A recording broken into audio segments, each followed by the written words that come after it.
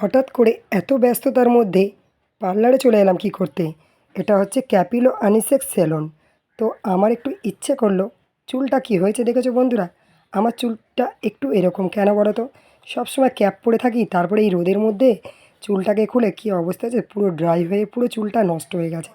তো যাই হোক, একটু ইচ্ছা করলো চুলটাকে একটু কিছু গতি করি, কিন্তু বেকার, পুরোই বেকার। কারণ এরপরেই আবার আমার আরও একটা ক্লাব খুলে যাবে, তারপরেই চুলটা আবারও আমার এরকম হয়ে যাবে। তো যাই হোক, একটু চুলটা কেটে ছোটো করে দিই, কিন্তু এতটাও লম্বা চুল কাটতে খুব কষ্টও লাগছিল। তারপরে বললাম না, কেটেই ফেলি, কারণ চুলের যত্ন একদম হচ্ছে না। এখানে দৌড়াতে হচ্ছে, ওখানে দৌড়াতে হচ্ছে, সংসার কাজ পুরো সব কিছু মিলে একদম যেন নাজেহাল অবস্থা।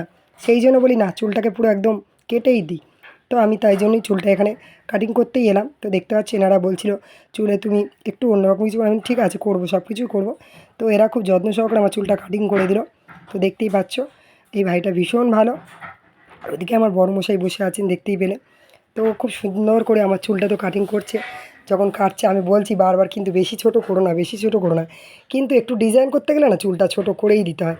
তো যাই হোক, আপনারা লাস্টে দেখলাম চুলটা অনেকটাই ছোট হয়ে গিয়েছিলো। তো দেখলাম অনেক কিছু করছে ও চুলটার মধ্যে। তো আমারও বেশ ভালো লাগছিলো, তখন তো বেশ আরাম লাগছে। লাস্টে দেখলাম অনেকটাই চুল কেটে দিয়েছিলো। তো দেখো, ভাইটা চুল কাটার পরে এই ম্যাডামটা এলো। ম্যাডামটা বললো একটু একটু আরেকটু মানে শেপ দেবে ও। তাই জন্য বলছিল না ঠিক আছে মোটামুটি।